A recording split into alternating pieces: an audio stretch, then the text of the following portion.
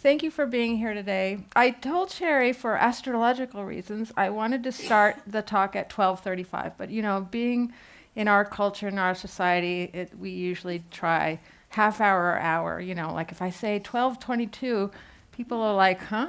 So anyway, I want to start with a meditation, and this will be the informal start. I put up the chart for the time of that we started, and you'll notice, if you can see it from there, the moon is at 29 degrees 58 minutes. That's the last degree of Leo. And it's in a state called void of course, where it's past any of its exact alignments with any other planet, and the void of course will end as soon as it goes into Virgo. So I'm going to put the clock on. Already, it's in Virgo. Wow. So Virgo is the sign of occult discipleship. So what a perfect state for the moon to be in. See if it's a little bit different. My talk, the tone of it, from Sherry's, because Sherry has a lot of Leo archetypal makeup in her chart, and I have a lot of Virgo. So it's a different feeling. In some cases, in a lot of cases, I think of each sign as kind of the answer to the preceding sign. And sometimes it's successes and its deficiencies too, So what's interesting is they all flow together, and each sign put together, 1 through 12, represents a developmental path that you can follow.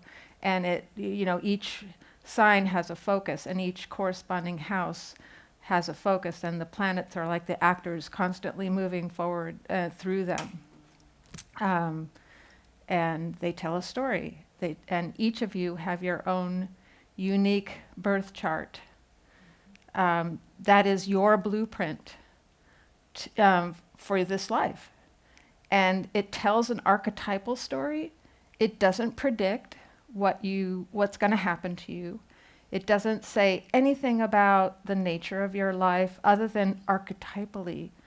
And archetypes are something that Carl Jung talked a lot about.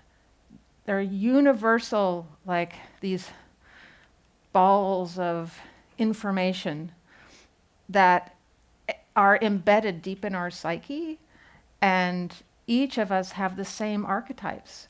You may be familiar with Joseph Campbell's The Hero's Journey. The hero.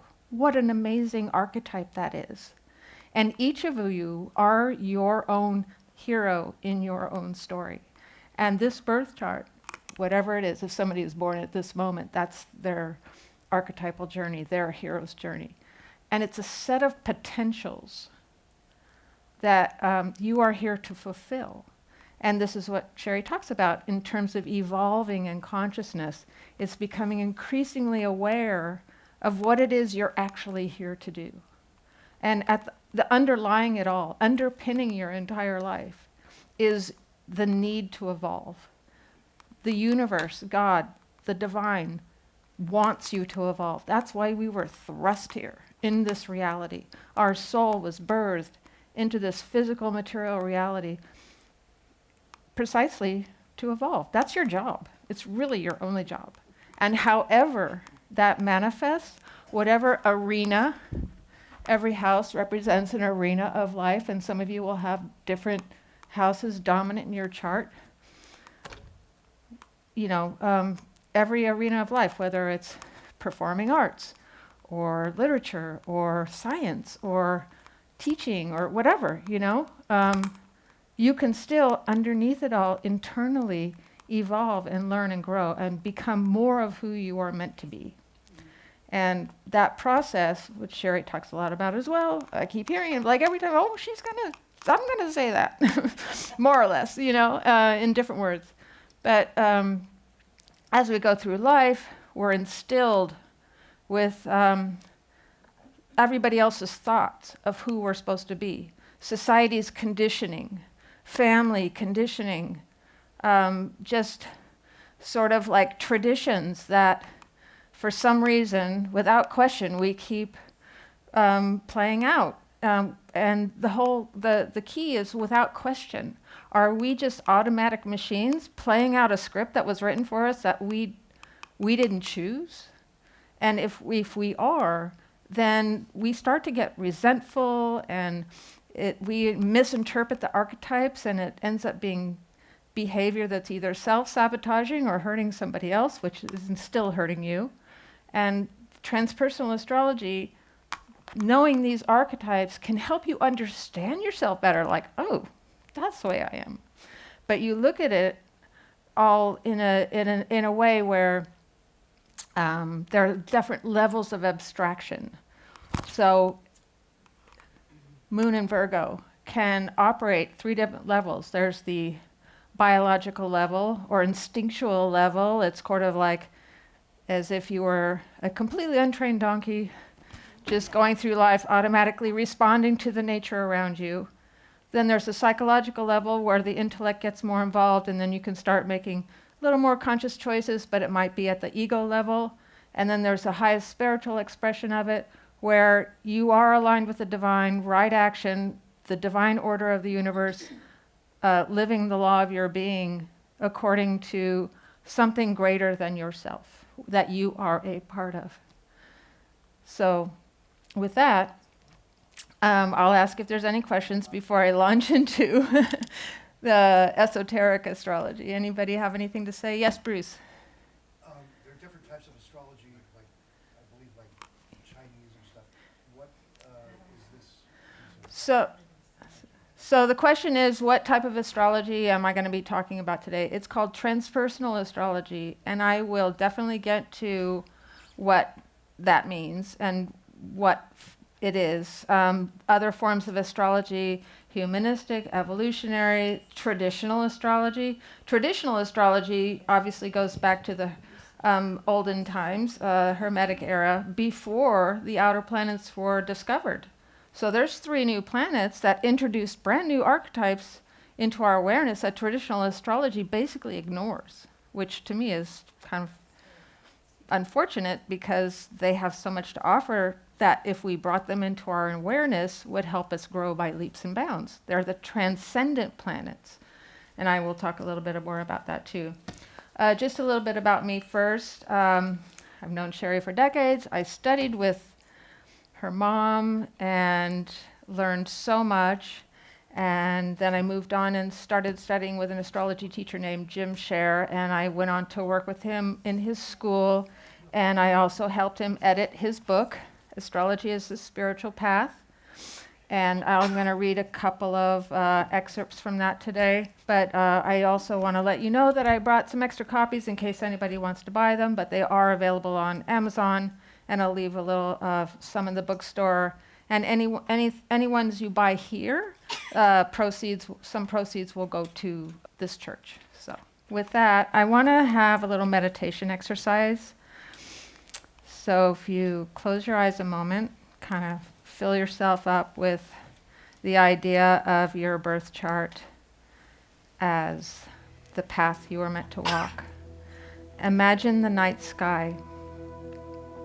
Maybe you've had experiences of the night sky outside of Los Angeles where there's no light to dim the light of the stars, where it's just filled. Maybe you're in an open area where you can see a starry panorama, horizon to horizon. I mean, it's extraordinary, right? Now, think about like yourself looking at the night sky back in the ancient days, like before any of our modern distractions. And basically, after a hard day of hunting and gathering, all that you had to do at night was look at the night sky and observe it. What do you notice?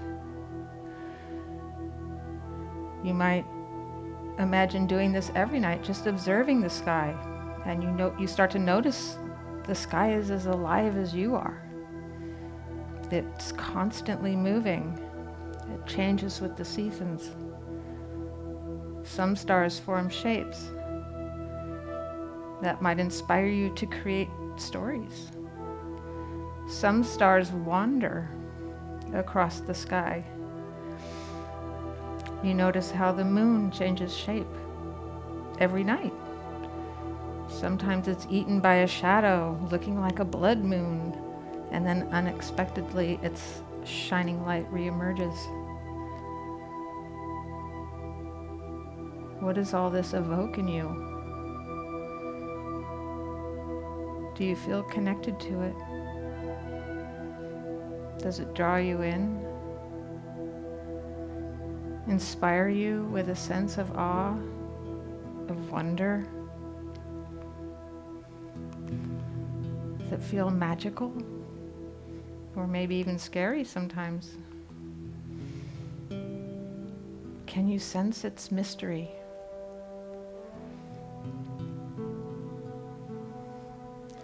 You are experiencing the anima mundi, the enchanted universe. This kind of experience in the ancient days represents the birth of astrology, which is the oldest intellectual pursuit of humanity.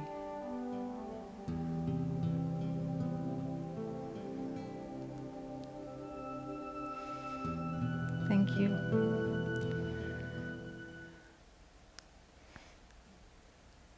Anybody have anything they want to share from that envisioning? How many? Yes. Well, I would say, I was thinking how truly blessed I've been throughout my whole life to have the experience many, many times of being in a place where you could just look up at the stars and you could look from horizon to horizon. I've spent a lot of time on the ocean and a lot of time in the mountains. And gosh, and the desert. And how blessed I am that I had those experiences. I know lots of people don't. I was surprised to find that out when I grew up. I thought everybody had it. Anybody else? Oh, just imagining like the sky changing and almost like the stars dancing, like how they move and almost like one is bright one time and then to your point of it moving or another one, and just kind of how alive and vibrant it is. It was really cool. Thank you. It reminded me of my childhood, because out in the country with my grandmother and my uncles, especially my Uncle Darrell, who you know or knew, I would lay on the grass with him and we would look at the stars every night. That's Wonderful. what we did. And I remember my little cousin Lisa saying, "Y'all are so deep." And I envied the fact that she wasn't. Reminded me when my father and I used to sit on our front lawn, and he would look up and we would find the evening star, and he'd say, "Okay, ready? Yeah, starlight, star bright." And every night we would say that, "Starlight, star bright, first star I see tonight." And I still do that. Wonderful. So this takes me back to my past life regression session that I had. And when you talked about the cavemen, in my session, it was revealed that I had an incarnation as a caveman. And even though in this lifetime I'm not really familiar at all with astrology, back in that lifetime, like you were saying, that it was like a map in the sky. That's how we guided ourselves as cave women and cavemen throughout the earth at that time. So astrology, I feel like through the centuries, has been lost a little bit, and I'm so glad it's making its resurrection. In that lifetime as a cave person, that was what I relied on as like my GPS or my navigator. So I was really excited to take this workshop. Oh, wonderful. Thank you for sharing. I remember, I grew up in LA, so we've had light pollution basically my entire life. I remember as an adult, I went on a trip to the Four Corners area on the desert, Arizona, New Mexico, that sort of thing. And we were driving at night, and I like looked up, and I'm like, stop the car.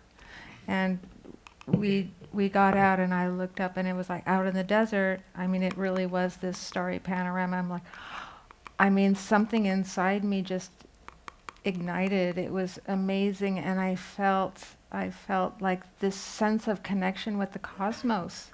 And we basically laid on the hood of the car for hours, just watching it and talking about, you know, the big questions of life. It was amazing.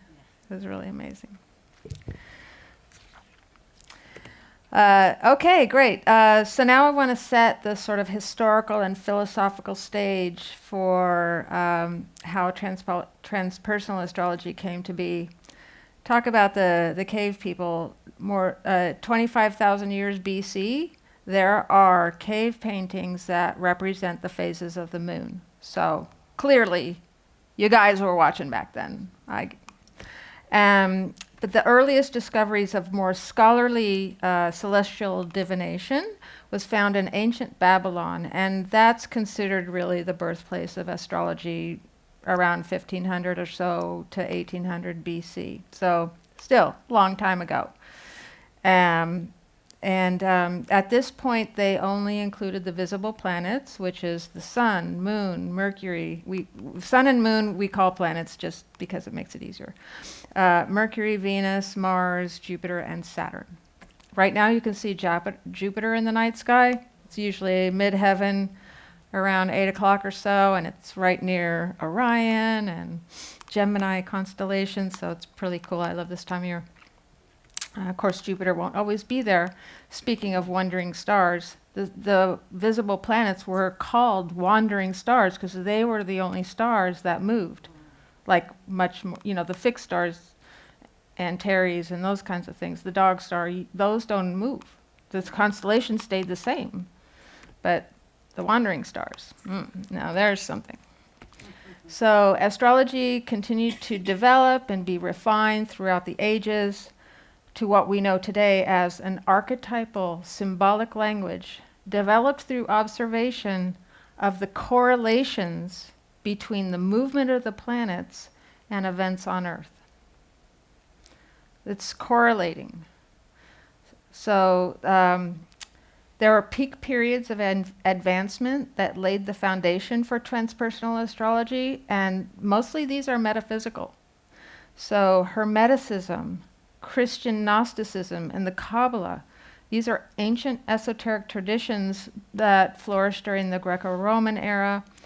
They emphasized a path of spiritual growth through metaphysical, philosophical, and magical traditions. Now, magical, it came to be spelled with a K instead of C to differentiate it from, like, you know, magicians who just do,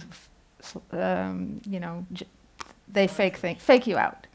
So magic in the sense of the esoteric magic is more about harnessing the unseen forces in order to evoke awakening. And these traditions focused on experience over the mind as the path to inner enlightenment. So you might intellectually understand love, but until you really feel it, it's not quite the same. You know, it's just an intellectual thing. It's like if we understand intellectually a lot of these teachings, but what makes them real to us is if we really experience it. Like the first time you experiencing love, it's not necessarily because of another person that you might be thinking it's about. It's because you yourself have tuned in to being in a state of love.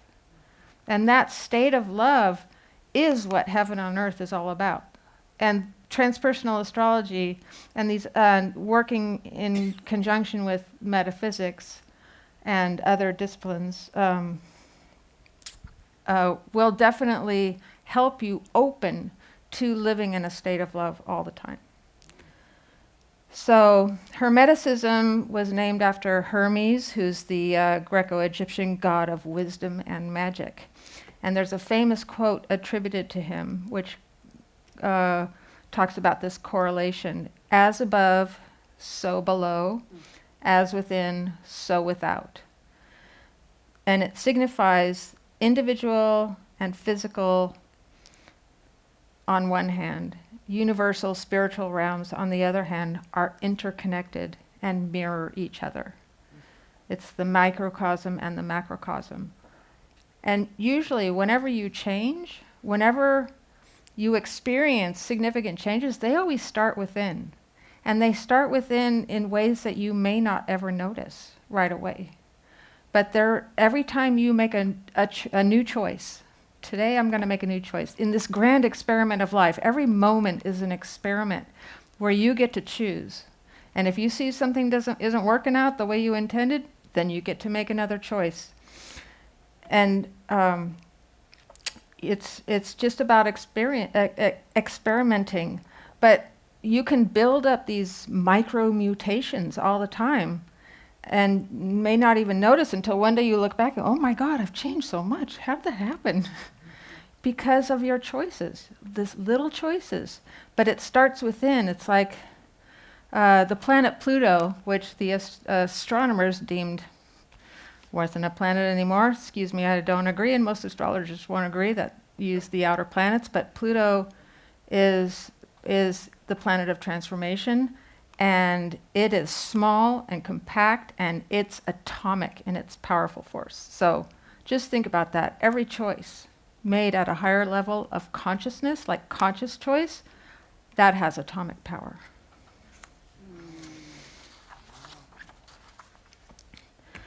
Can help us understand the nature of reality, the universe we live in. So you get to tune into the rhythms and the flow of life, of nature.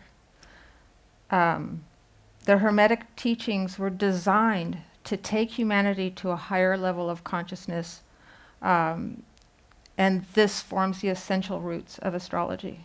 So I'm going to read you some of the tenets of Hermeticism. It considers humanity to be on a spiritual journey for the purpose of returning to a state of unity with the divine. Sound familiar? Mm-hmm. That in order to travel this path, we must aspire to the divine. In other words, it takes effort.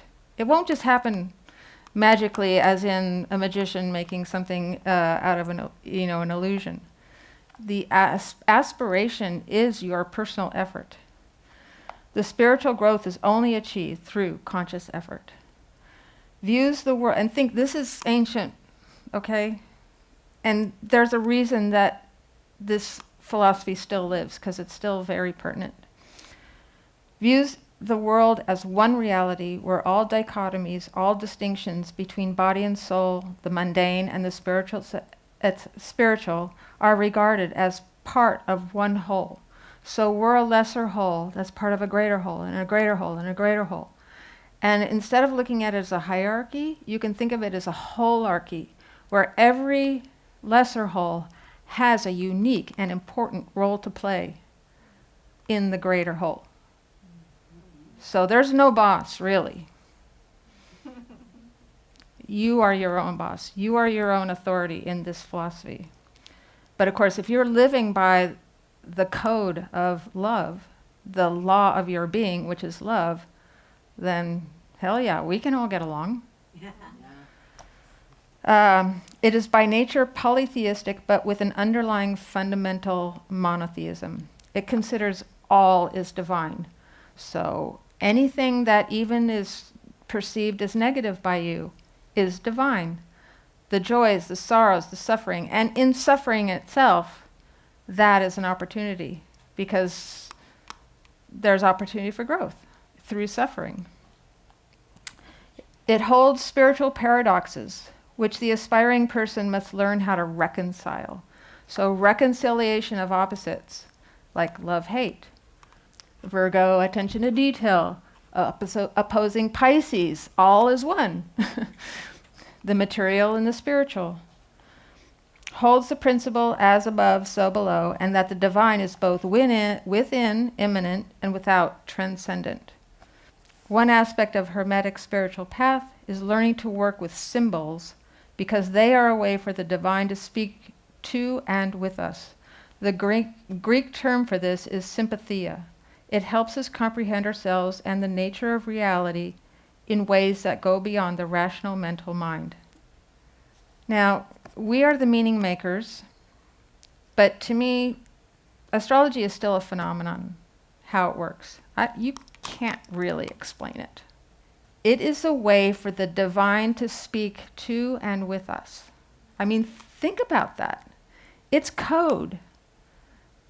However, the movement of the planets, Pluto square Mars or Venus conjunct Moon, how sweet. It means something. But why does it mean something? How does that happen? All these correlations? Yes, we are the meaning makers. We have interpreted it, but based on correlation, like that's happening, and this is usually its correlate on Earth, I mean, and if you look at it as a communication device, it's two ways as well. So it's one way to use it. It's definitely one way to use it.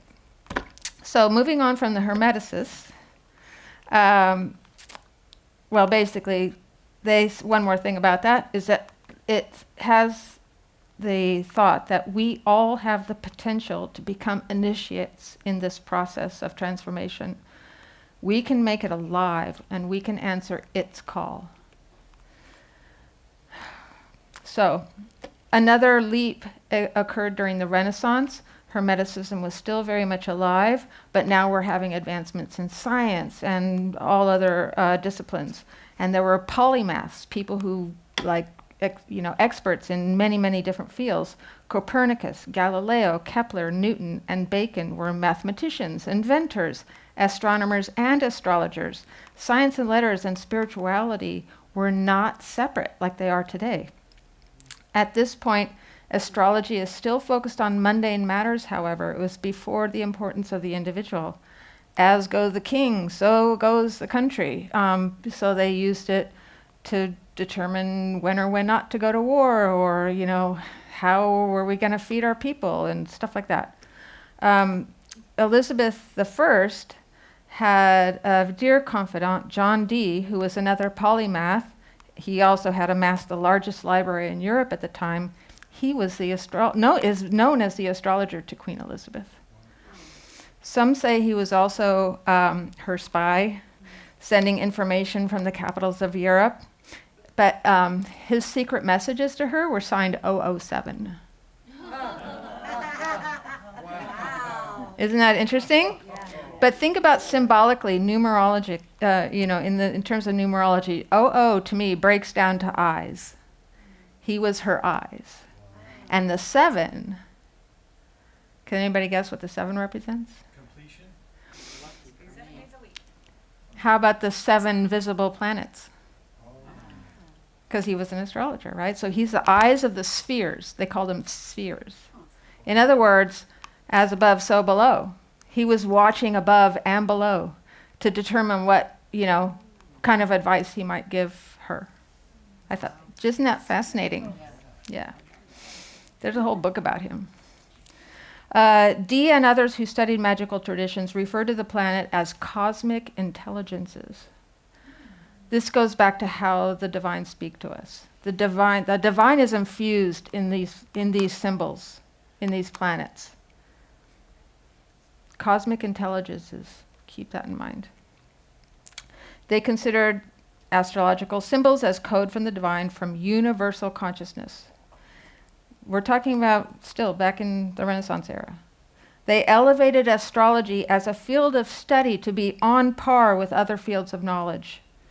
Like I said, this was lost. When science really started taking over, they had to separate it out from spirituality, religion, especially because of how organized religion was behaving, and it had to separate. It was divine right action for it to separate.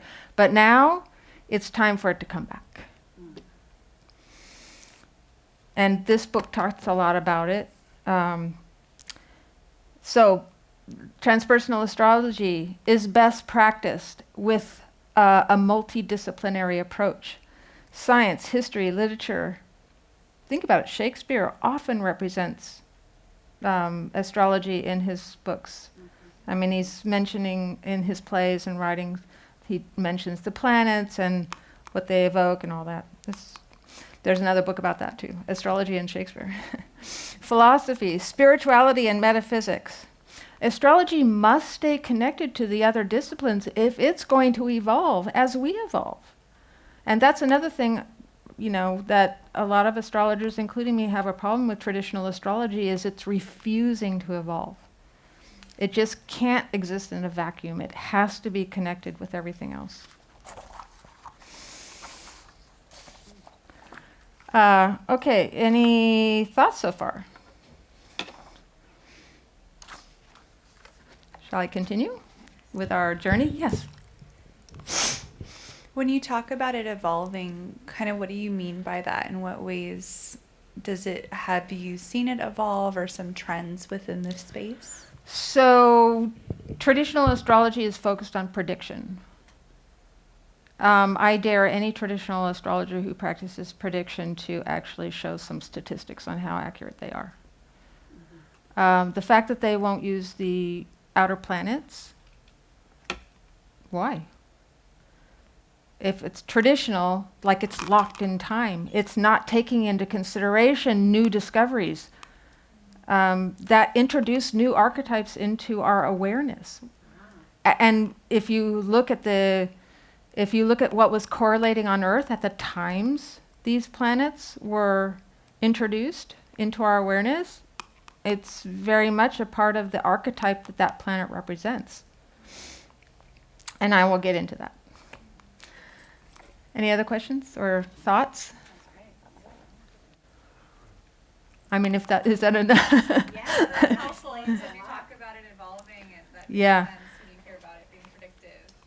Yeah, prediction, I think, can be really dangerous. Well, yeah, because of free will, right? Any person can make, like a psychic can make a prediction, but based on the person's free will, that prediction can go south like really quickly. Yeah, the critique on prediction is exactly this, about the idea of certainty. Certainty itself is an illusion. And if you think about it, do you really want to know? No. Because what if you got locked into one way of thinking?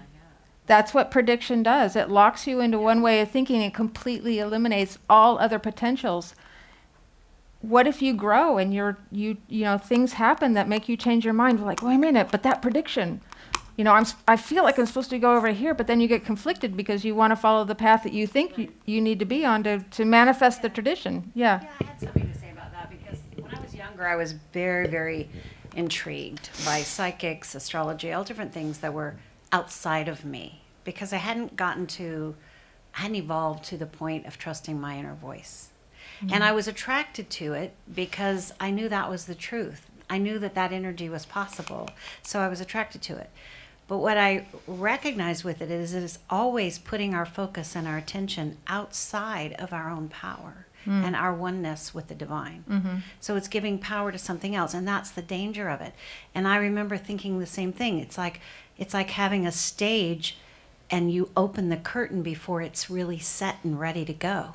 So you don't maybe take the steps that you would naturally have taken if you're being told that this is going to happen. You might avoid doing some of those steps that you were going to do. Exactly. So you need to not necessarily know. Exactly. And as I started to grow my own journey, I thought, I don't want that in my life. I want to trust the intuitions I'm getting on a day-to-day basis, because that's moving me in places I never thought I'd go. Yeah, exactly. Thank you. It gave you back your own agency. Yes. So another side of this is that we need to be comfortable with the unknown. So many people are scared of what's going to happen. Myself included. I mean, my journey is fraught with mistakes that I now look at as learning experiences. I can look back now and say, oh, yeah, that's because it helped change my trajectory of where I was going.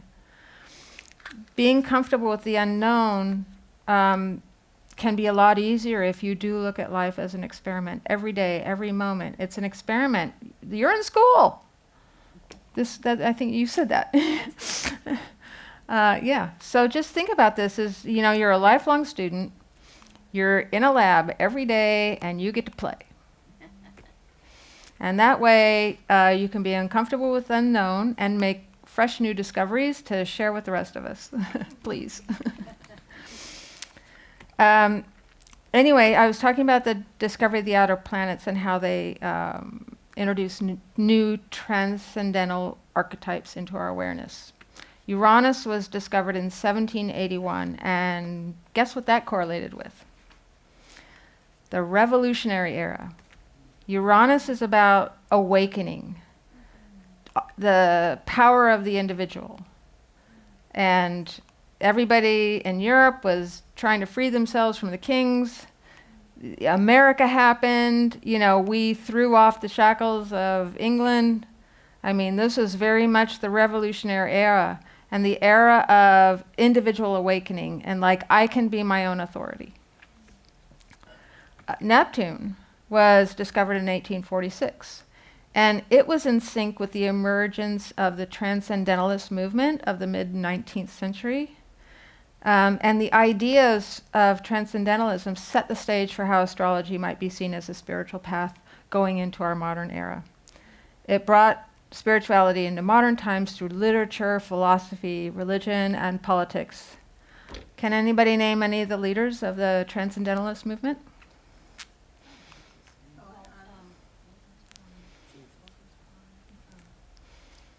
Want some help? Yes. Henry David Thoreau, Ralph Waldo Emerson, Walt Whitman. A lot of these were writers. Emma Curtis Hopkins. Okay. Louisa May Alcott. I'm sure there are others. Margaret Fuller, just to put a little women in there. So these people were the new mystics of our era. The teachers of Myrtle and Charles. I'm getting to that. Yeah. They brought a new way of perceiving reality that had a profound ripple effect. It tapped into the ancient universal truths brought in Hermeticism and others, other principles, unifying thought and experience. So I'm going to read some of the tenets of transcendentalists.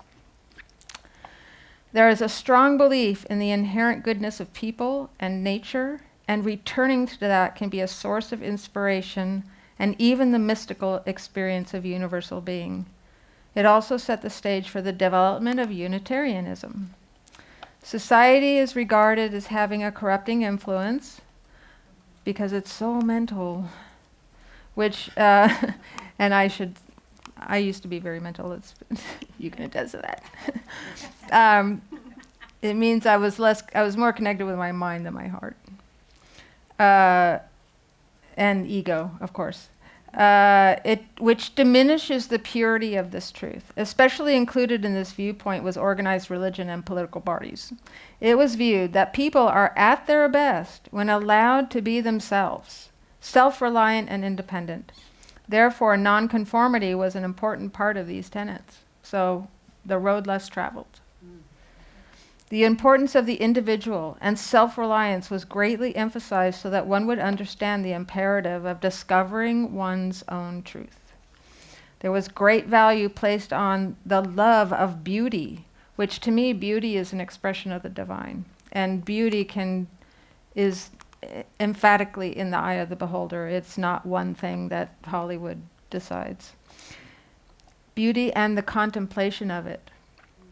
This supported the emphasis on developing a meditative mind. Obviously, nature was big. Going into nature and meditating in the beauty of nature is an extraordinary experience that can be very spiritual. Subjective experience was considered as important as rationalism, if not more so, as the transcendentalists wanted to encourage intuition and love. In fact, the word transcendentalism refers to a spirituality that transcends the realm dominated by pure reason. So really it is going beyond the mind. It can be called intuition, but it may be deeper than that. Many in the movement embrace the idea of the oversoul, which believes every individual is eternally connected with every other living being in the universe. From the Oversoul, we are all connected to nature and each other. It contains and unites all souls and acts as the animating force behind them. The one thing about this spiritual path, using astrology, transpersonal astrology, is a lot about bringing your soul into becoming the force of your own authority over your ego. You said that too. Yeah, it's the boss. Anyway, Unity Church was founded out of this new thought movement created by the Transcendentalists. The fundamental unity philosophy is in total alignment with transpersonal astrology. There is an order to the universe. How orderly are the planets that we can actually predict their movements? That's very much of an order. And there's a corresponding universal law to live by. Okay, so that's a history lesson. Very interesting. Yeah. Any thoughts about that, or shall I continue? You talked about the dangers of certainty, and there is technology like using AI that has a certainty component to it, but I can totally see the pitfalls of reliance on AI as even becoming your religion. The religion of the machine. There you go, exactly. And yeah, the one thing about using, walking a spiritual path, using a transpersonal astrology as a tool, or any other method you choose, is it helps release you from being a machine, an automatic machine. Because most of us, especially when we're younger, we absorb so much programming, conditioning from our family and society and church and school and what have you, and then we don't question it, and we just automatically do as we were instructed, So this is about making conscious choices. Do I really believe that? Some stuff may be really good, like do unto others as you would have them do unto you. You would think, that's a really good one. Yeah, I'll take that. But others you may not want, like don't associate with anybody who's not like you. I mean, that's not unity and diversity is a bad word, or a bad phrase, whatever. So some things I definitely won't choose to align with. But that's the point. You have agency to make conscious choices. Did you have? Oh, yeah, I was just wondering about the idea of thy will be done, and yet at the same time, we're getting guidance. And I'm just wondering about. So, my will is thy will. In other words, if you're aspiring to live, was it God? Good, ordered direction. That's kind of what that is. Like free will, fate versus free will comes into play. And it's like talking about reconciliation of opposites. Think about those as two possibilities that can coexist. Yes, things are fated. You have a destiny to fulfill, but you also have free will choice. This is the idea of do you realize how many choices you make every day? How many of them are conscious? How many times do you just automatically start doing something and you're like, wait, what was I doing? Why am I here? Yeah. How often does that happen? How often do you make conscious choices? I'm going to pick up this piece of paper right now. Right. I'm going to take this and gently, if you start making conscious choices, you will move differently. You will perceive differently. You will pay attention differently. And you can change your destiny by doing that. Your destiny evolves as you evolve. Your destiny is not one fixed thing. You were going to say something, Sherry? Yeah, I was just going to add, I'm glad you brought that up, because it can be interpreted, especially for many of us who were products of organized religion when we were younger. The idea of thy will can be confusing because it can seem like something, the sky daddy who's making choices for you, as opposed to your higher awareness, what Kim was just talking about, making a conscious choice, tapping into the higher mind as opposed to the ego mind. That's the difference.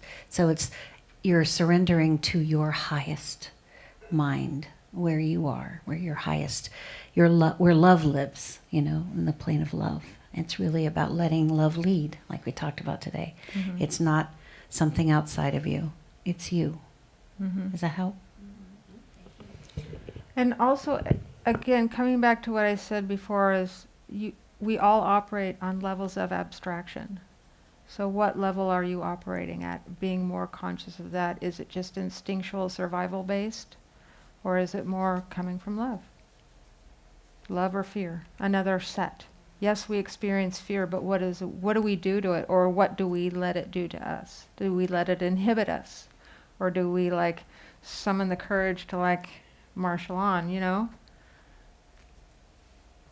I mean, these are very big questions, and I think the answer is just to hold both. The set. Reconcile the opposites.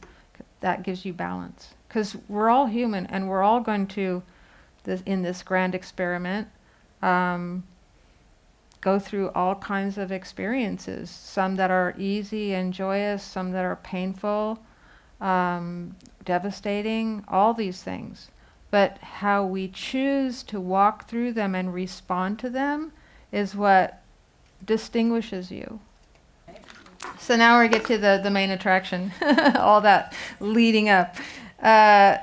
It wasn't until the late 1800s that astrology shifted to focusing on individual development and the process of awakening. And this corresponds with the birth of psychology, with Freud, and also with the depth psychology of Jung, taking Freud's work to the next level. And concurrently with Jung was Dane Rudger, who was another polymath. He was considered the pioneer of modern astrology in the 20th century, but he was also a philosopher, an artist, a composer, an astrologer, and a writer. He must have written dozens of books. He's amazing. I mean, the most amazing stuff. I just can't get enough of him. He coined the term transpersonal in 1930, which, coincidentally, synchronistically, was the same year Pluto was born, or discovered, born in our awareness. So Pluto is very much aligned with depth psychology. As I was talking about, those micro mutations can pack a punch. And that's also when Jung's work really took off. So transpersonal, expanding beyond the personal. Personal, transpersonal, another set that we can hold in the process of reconciliation of opposites within us. Think of all the paradoxes in your life. On one level, I'm very detail-oriented and intellectual, always mentally figuring things out, processing in the brain, and it's served me well in many cases. But then on this other side, I have Moon Neptune conjunction trine Pisces rising, and I'm very mystical and magical and dreamy and delusional and not seeing things as they really are, and then being afraid to show up because it's all so much, because I see the all and the everything, and it's big and overwhelming, so I had to figure out how to make those two work together. The paradoxes. Everybody has a paradox in their chart. Everybody. Transpersonal astrology is following in the tradition of being multidisciplinary. Again, it combines philosophy, metaphysics, and a practical approach to spiritual awakening. In addition to drawing on metaphysics and spirituality, also draws on depth psychology in its archetypal interpretations. And again, just to remind you, archetypes are universal. We all there's 12 signs, 12 houses, 10 planets, including the sun and moon, and then numerous other sort of significant points. That's not that many when you think about billions of people, right? So, but how our birth charts are configured are unique to us. Even if somebody born in the same place, the same time, you could argue it's probably going to manifest in the same way, archetypally perhaps. But, you know, they're all going to have different life experiences. Even twins, though, because they're born, you know, apart, they could have different rising signs or even different moons. So that could be a huge, huge shift, the difference between Leo and Virgo, for instance. So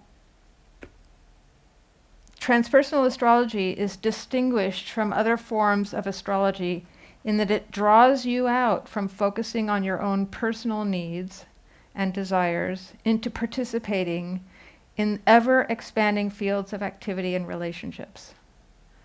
So your awareness expands. You expand in how you view the world. You take in more options. And sometimes that can be scary and overwhelming. But as you start to learn and grow, you strengthen your inner core to withstand that level of intensity. Again, another Pluto term. I mean, I have Pluto very strong in my chart, and I experience life very intensely. And so again, I kind of shied away and wanted to be protected. And I had to develop the courage, Pisces, to show up. Just show up. And figure out how I could do that. Figure out how I could expand my ability to withstand pressure. Because if we can't withstand the pressure, we're going to go to, you know, substance abuse or any kind of form of other distractions where we don't have to deal with it. It's like pretend it doesn't exist. So seriously, just showing up. No matter what you do, how you respond. That's the first step. Just like if you have a difficult conversation, you can say, I'm not ready, I'm scared to have this conversation, but I know it needs to happen. Like just having a courage to open the door, just a crack. So this process can open you to new and more creative thinking, and it makes you feel more alive. As your understanding of yourself, others, and the world expands, you gain a stronger sense of where you belong in life and what you are here to do. This leads to experiencing being in the flow of life rather than struggling all the time. I fought all the time. I don't, just resisting because I didn't like where anything was going. It's like, you're creating it. I had to figure out what creating your reality meant. I got so mad when people would say you create your own reality, and I'm like, what does that mean? And it finally came down to choices. Every choice I make is sculpting.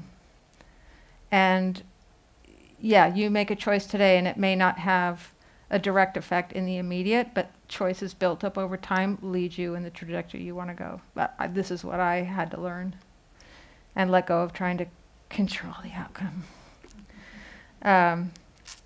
Your relationships become more harmonious and you perceive greater meaning and purpose in your life. All this does not happen magically. Discovering the blueprint of your life can be very revealing and may make you have to face certain things that maybe you knew already but didn't really want to face. You know, you have to look at the kind of choices you've made. And again, it comes back to being okay with whatever choices you've made. I mean, wherever you are right now is exactly where you need to be. And learning how to just kind of be impartial, your own observer of your life. Like, this is an avatar operating in the material reality, and then your conscious higher self is your observer who gets to watch the experiment happening and like shifting. Think of it like the avatar in a video game and you're the one with the controls. You know, your consciousness outside of the physical material reality is the one driving this whole show, if you let it. get out of the automaticity of being. So discovering the blueprint for your life. From the transpersonal astrology perspective, astrology is an archetypal code given to us by consciousness. I'm saying this again because it's so important, as a way of communicating to us. Transpersonal astrology, therefore, considers the birth chart as your own personal code, unique only to you. So, the 007 of the sky is giving you a message.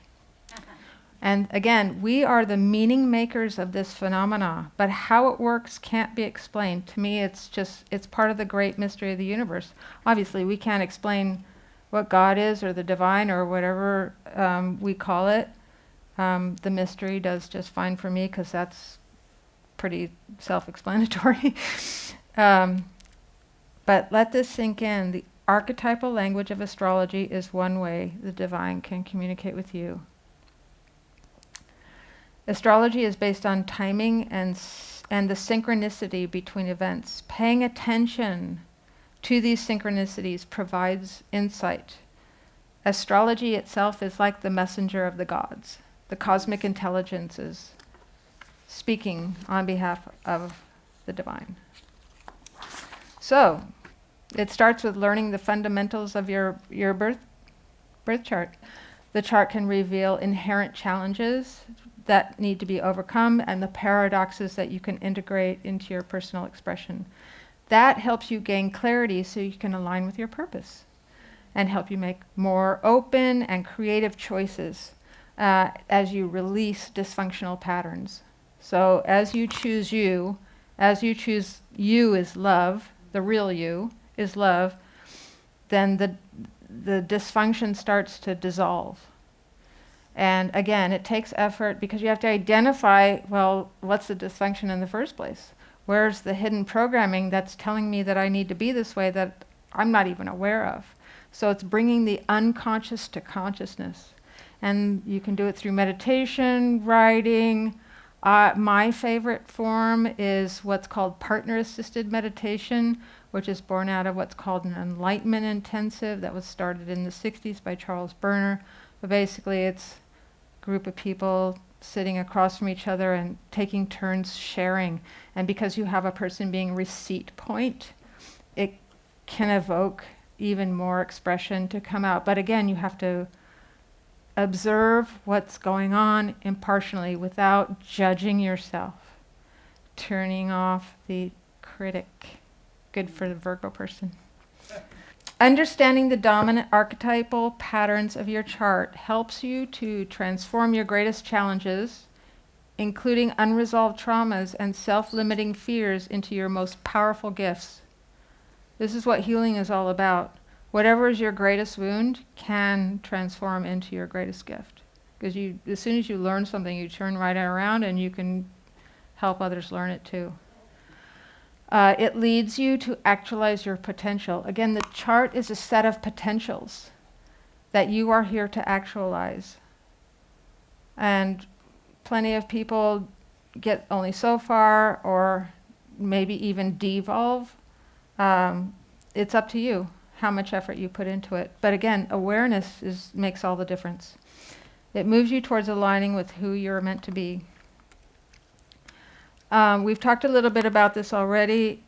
It starts with becoming conscious of your own process of individual development, revealing the universal archetypes that are deeply embedded in our collective unconscious, bringing them into your conscious awareness to see how they are operating at all levels of expression, becoming conscious of the hidden programming,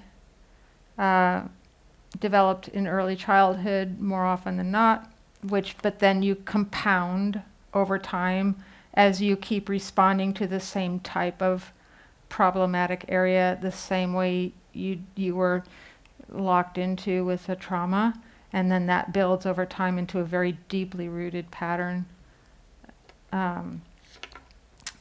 So identifying and dissolving limiting beliefs, hear this a lot from her, absorbed from early childhood, leads you to recognize how you may have been taught to adhere to a strict code of behavior that follows the expectations set by our family or culture, and how that strict code may be at odds with your deepest soul desires.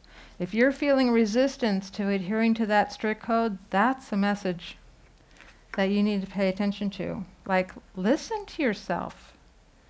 Listen to your heart. That's really important.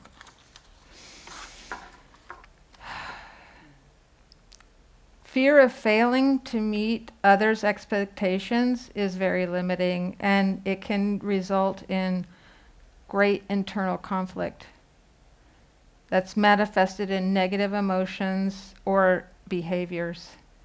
It can manifest in feeling totally inadequate or unworthy of love. And again, these are universal archetypes as well. The lower love, love and fear are a set that need to be reconciled. And there's a lot of fear about becoming who you're meant to be, because it means rejecting what everybody's telling you to be. And that's really hard. There's a lot of counter-resistant force coming from the collective hive mind. That it's traveling the less traveled road. At a certain point, you can become very liberated, but getting out of the inertia of all that is, in the beginning, it takes a lot of effort. And I found, for me, there was a fluttering effect. Like, I didn't really jump both feet in right away. I was like in, and then I was out. Like, no, I'm afraid. I got to go back to this. This is what I know, even if it's not good for me. I know it, and it's comfortable, and I don't know what to do over here. This is scary, and there's a lot of unknowns, and so there's this fluttering. You keep going back and forth. So just patience, perseverance. The I Ching talks about perseverance. Like, every single I Ching uses the word you just persevere. So it takes commitment. And even your commitment may waver, but something in you, like in me, it may have wavered momentarily, and I may have fluttered back, but it never went away. It never went away. And that's why I'm here today, I guess. And again, I want to mention the value of crisis. It's really important to know that crises are opportunities to grow and transform. And so, again, being the meaning maker, you get to change your perception of what a crisis is. Is it something to wish, when will this be over? Wish it never happened, and I don't want to deal. Or be so afraid you don't know what to do, and you're waiting for somebody else to tell you what to do. Any of those things can happen in a crisis. But if you persevere and know that you have your own agency and not be in a hurry, just wait for guidance, internal guidance to come in, that can override all that fear. The outer planets, which are very slow moving, and again, they are these awakening forces, can't often correlate to periods of crisis. So you can see them coming, hitting your chart in different ways. There's your natal chart, and then the outer planets, as they're moving to what this looks like today against my chart. There's a lot of activity directly affecting my chart right now. And I've learned how to see it coming archetypally and know, okay, this is where I get to focus right now. A lot of things are in my house of self, so this being my first time ever talking about astrology in public, is I am taking my development of self to a new level. So. Thank you. Throughout history also, outer planet movements have marked pivotal moments of change for humanity, and there's plenty of examples for that I'd love to go into. That's a whole lesson in and of itself. But essentially, crises can be wake-up calls telling us we must change. And a lot of times it's you have to change, but then it's the willing part, making the conscious choice, I can do this. It's a process of individuation of a higher order that transpersonal astrology is talking about. It's not easy. It takes focus, effort, vigilance. There's this fluttering effect, but the vigilance, your strength, gradually builds until you really are able to say, okay, I have got this. It's a discipline, just like any other discipline. If you want to master math, you have to stick with it. It's the same with individual development and the process of awakening, metaphysical teachings. You decide, okay, I'm a disciple. I'm on the path of occult discipleship, and you stick with it. It usually takes a significant moment of dejection to launch you into this process, like some trauma, or like in my case, the one that made me go whole hog was breaking up of a relationship that was really painful for me. Anything can trigger it. A forceful knowing there must be something better than this. But with this process, you can begin to consciously choose to act and think in new ways that better serve your higher nature.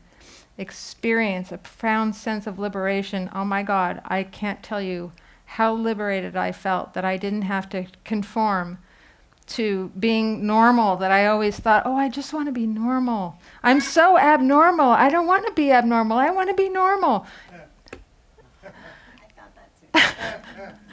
I'm like, why would I want to be normal? It's so boring. Anyway, yeah, I mean, and that's just the tip of the iceberg there. Think about the grip of negative thinking being neutralized. How many of us have a critic up there constantly chattering? 4 planets in Virgo. I got it down. And the other thing too is that you get to practice radical acceptance. Whatever, whoever, however you're expressing, it's okay. This is radical. This is a radical notion. To not think that you're not good enough. You are whoever you are at this moment in time, doesn't matter. I don't care if you're in jail. I don't care if you're, what job you have, if you're leading a company or at the very bottom of the hierarchical rung they have there, and not thinking in holarchic terms. If you're suffering terribly, wherever you are, that's exactly where you need to be, because you're fulfilling your own unique blueprint, and it's a moment in time for you to open up to a new way of learning. When you do that radical acceptance, it's amazing how much more creative you get. Every choice is an expression of creativity. Isn't that an interesting thought? Every choice. You don't have to be an artist. I mean, you are the artist of your own life. You are the sculptor of your own life. Think about it that way. If you want to use the word creativity artistically, then you're sculpting your life with every single choice you make. And it reduces fragmentation. All this programming, think about defragging the program. That's an old term. Macs don't have that right. Old computers, we used to have to defrag them all the time because the information would get all disorganized. And this is part of the orderly universe. We have to order the mind. Negative thinking disorders the mind. Trauma can really interrupt the flow of the messengers of the God coming through you. But as you do this, you strengthen your core and you become more whole, and then the divine starts to work through you. If you think of the other thing you can think of as the rising sign, think of it as that sign is what was rising at your birth. It's like a sunrise. And think of the light, the shining light shining through you. It's the divine ray coming through you.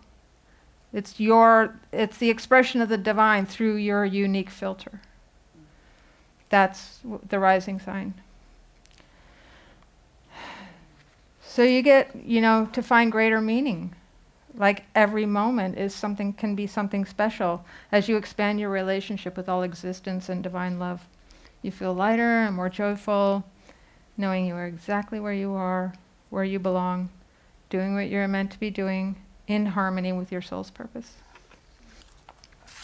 Becoming a conscious agent, contributing to the evolution of humanity. So it's not just personal, it's transpersonal.